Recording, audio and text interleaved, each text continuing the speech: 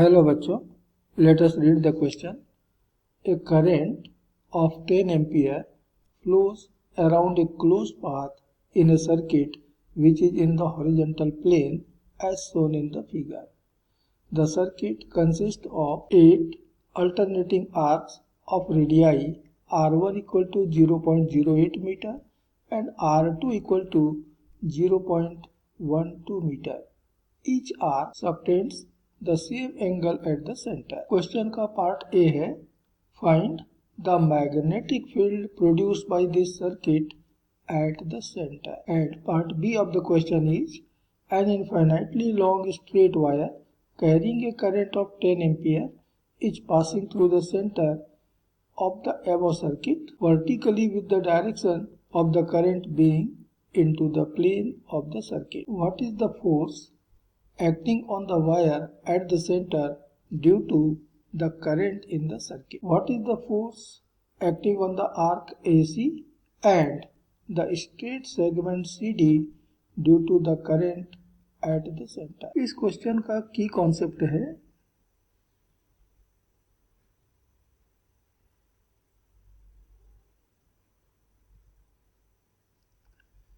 First, magnetic effect of current.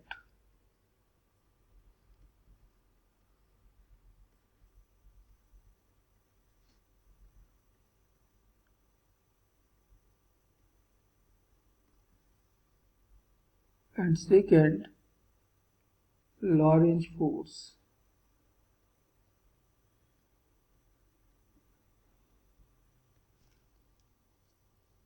ये question in दो की कॉन्सेप्ट पर डिपेंड करता है. ये हमारा सर्किट है जिसमें कि करंट आई फ्लो हो रहा है. यहाँ पर दो तरह के आर्क हैं, एक का रेडियस R1 है और एक का रेडियस R2 है. और हमें दिया हुआ है कि I, the current in the circuit is 10 ampere. The radius R1 is 0.08 meter and radius R2 is 0.12 meter. और इस क्वेश्चन के सेकेंड पार्ट में यहाँ पर एक और करंट कैरिंग वायर रखा हुआ है, इनफाइनाइटली लॉन्ग स्ट्रेट वायर. इसमें यदि करंट आई डैश मान लेते हैं हम, तो ये आई डैश भी हमको दिया हुआ है 10 एम्पियर. तो हम क्वेश्चन के पार्ट ए में आते हैं. यहाँ हमें सर्किट के सेंटर, ये सेंटर जो है ऊपर, हमें मैग्नेटिक फील्ड, इस सर्किट में बहने वाली करंट आई के कारण कितना प्रोड्यूस हुआ है ये मालूम करना है. तो हम देख रहे हैं कि यहाँ पर टोटल जो सर्कल है वो 4 छोटे और 4 बड़े आर्क में डिवाइडेड है, यानी टोटल 8 पार्ट में डिवाइडेड है, जिसमें से 4 are small and remaining 4 are big. तो ये जो छोटे आर्क हैं 4, ये मिलकर एक सेमी सर्कल बनाएंगे और जो बड़े आर्क हैं वो भी मिलकर एक सेमी सर्कल बनाएंगे. तो 4 smaller arc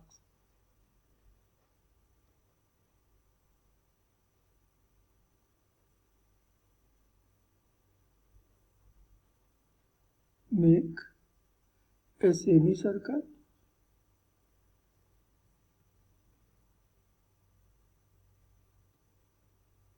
and remaining 4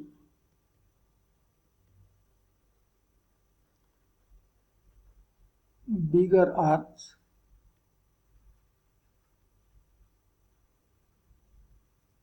also make a semicircle.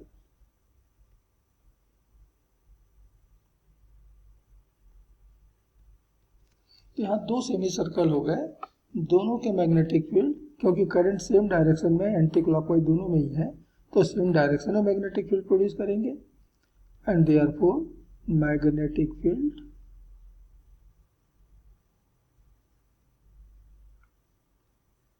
at the center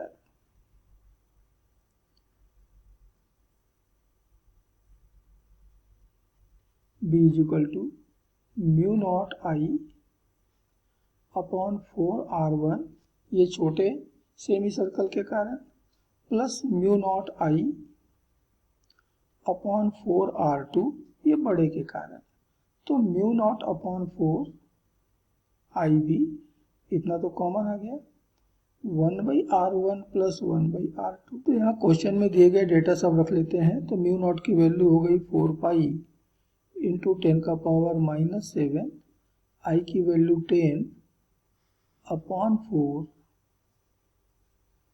1 upon 0.08, R1 की वैल्यू प्लस 1 अपॉन 0.12, ये R2 की वैल्यू।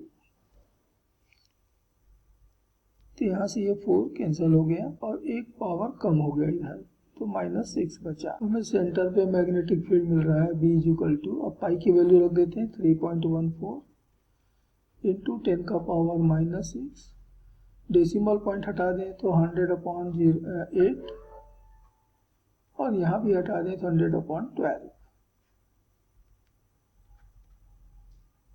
तो 3.14 इंटू 10 का पावर -6 इंटू 100 भी बाहर कर देते हैं। एलसीएम लिया 24, 24, 3 + 2,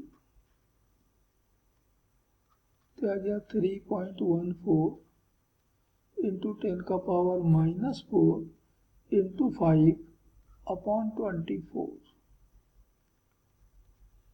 और ये सॉल्व करने पे मिल रहा है 6.54 इंटू 10 का पावर -5 टेस्ला। तो दिए गए सर्किट के सेंटर पर इतना मैग्नेटिक फील्ड प्रोड्यूस। तब हम क्वेश्चन के पार्ट बी में आते हैं,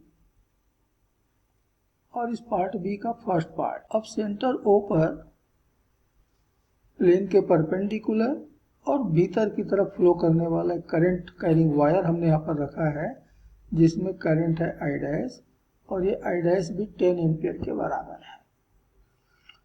तो हमें मालूम करना है कि इस करंट कैरिंग वायर के ऊपर ये जो सेंटर पे मैग्नेटिक फील्ड बनाया है इस सर्किट ने, वो कितना फोर्स अप्लाई करेगा। तो हम देख रहे हैं कि हमारे सर्किट में जो करंट फ्लो हो रहा है वो आउटवर्ड एंटी क्लॉकवाइज हो रहा है, और इसलिए सेंटर पे जो मैग्नेटिक फील्ड होगा उसकी डायरेक्शन होगा प्लेन के perpendicular, out of the plane. मतलब ये कि जो फील्ड यहाँ पर बना हुआ है, ये फील्ड की डायरेक्शन होगा आउट ऑफ द प्लेन। तो यही सेंटर पर हमारा मैग्नेटिक फील्ड भी बना हुआ है। अब प्लेन के परपेंडिकुलर वाली डायरेक्शन को हम जेड एक्सिस माने, तो बी की डायरेक्शन है पॉजिटिव जेड अर्थात के की डायरेक्शन में, तो आई की डायरेक्शन है -k की डायरेक्शन। तो हमको मालूम है कि force on a current carrying wire by a magnetic field is given by F equal to I, यहाँ I डैश हो गया, L क्रॉस B, यह बराबर हो गया I डैश L B, और L और B के बीच के एंगल यदि थीटा हो तो यह जाएगा साइन थीटा। लेकिन आप देख रहे हैं कि यहाँ पर B और I डैश रिस्पेक्टिवली +k और -k की डायरेक्शन में है, अर्थात एक दूसरे के ठीक अपोजिट है, and therefore the theta between the L and B is 180 degree, and therefore sine theta, जो कि साइन 180 डिग्री के बराबर होगा, is now equal to 0।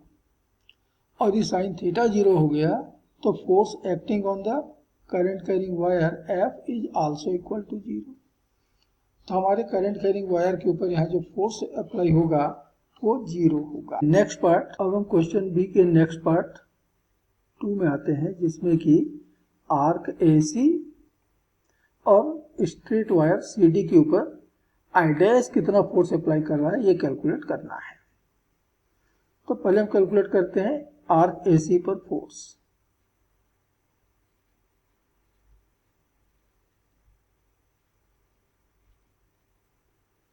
Arc AC की पोजीशन पर जो मैग्नेटिक फील्ड प्रोड्यूस करेगा, मान लेते हैं कि वो B कर रहा है, तो वो होगा इस तरह, ठीक AC के टेंजेंशियल डायरेक्शन में। तो since magnetic field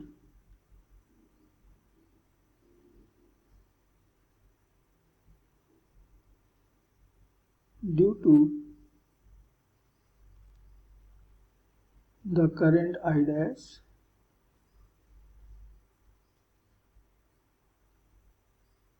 at the position of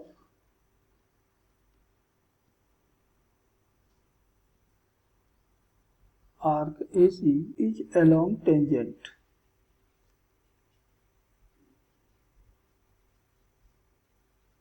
of the arc। और इसलिए आर्क की लेंथ और मैग्नेटिक फील्ड ये दोनों एक दूसरे के पैरेलल हो गए, और ये दोनों एक दूसरे के पैरेलल हैं तो थीटा की वैल्यू तो 0 या 180 डिग्री, यदि अपोजिट है तो 180 डिग्री, और दोनों ही केसेस में साइन की वैल्यू हो जाएगी 0 and therefore force on AC is equal to 0। तो नेक्स्ट फोर्स ऑन CD, हमें CD के ऊपर फोर्स अप्लाई, कितना फोर्स अप्लाई हो रहा है ये कैलकुलेट करना है।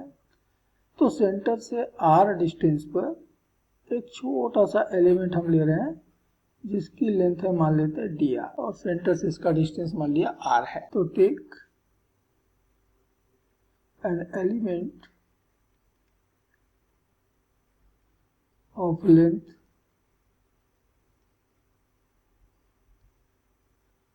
dr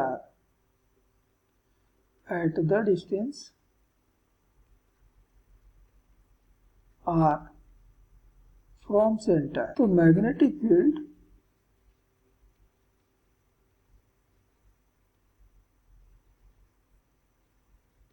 at this point due to the current I dash is, मान लेते हैं B है तो B मिलेगा mu naught I dash upon 2 pi R। इतना मैग्नेटिक फील्ड वहां पर प्रोड्यूस हो रहा है, और ये मैग्नेटिक फील्ड हमारे CD के परपेंडिकुलर डायरेक्शन में होगा, B इस तरफ मिलेगा। तो ये मैग्नेटिक फील्ड हमारे इस एलिमेंट जिसकी लेंथ dr है पर एक फोर्स अप्लाई करेगा, and therefore force applied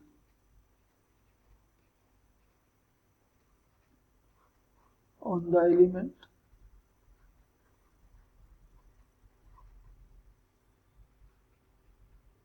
df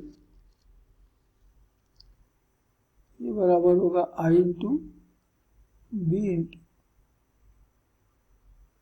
dr, length उसकी dr। तो I B अभी हम लोगों ने कैलकुलेट किया mu naught I dash upon 2 pi R into dr। तो ये मिल गया mu naught I dash upon 2 पाई, इतने तो कांस्टेंट हो गए, dr अपॉन r। और इसलिए टोटल फोर्स या नेट फोर्स F बराबर होगा, इसको इंटीग्रेट करना पड़ेगा, तो mu naught I dash upon 2 पाई, ये तो कांस्टेंट हो गए, इंटीग्रेट करेंगे dr r अपॉन r को, लिमिट होगा r1 से लेकर r2 तक। CD का एक पोर्शन r1 डिस्टेंस पर है, दूसरा जो है r2 डिस्टेंस पे है। अब इसमें हम वैल्यू भी रखते चलते हैं, तो म्यू नॉट की वैल्यू हो गई 4 पाई इंटू 10 का पावर -7, I 10 है, I डैश भी 10 है, अपॉन 2 पाई। अब इसको हम इंटीग्रेट करेंगे तो हमको मिल जाएगा log r, लिमिट r1 से लेकर r2 तक। तो 2 पाई से कैंसिल किया तो बच गया 2, तो 2 इंटू 10 का पावर -5, और ये हो जाएगा log r2 अपॉन r1, और r1 r2 की वैल्यू हम रखे हैं कि हो जाएगा 2 इंटू 10 का पावर -5 log 3 अपॉन 2। इतना न्यूटन का फोर्स उस CD पर अप्लाई होगा, 2 इंटू 10⁻⁵ log 3/2 न्यूटन। और ये हमारे क्वेश्चन के फाइनल आंसर हैं। Hope you understood it well. Best of luck.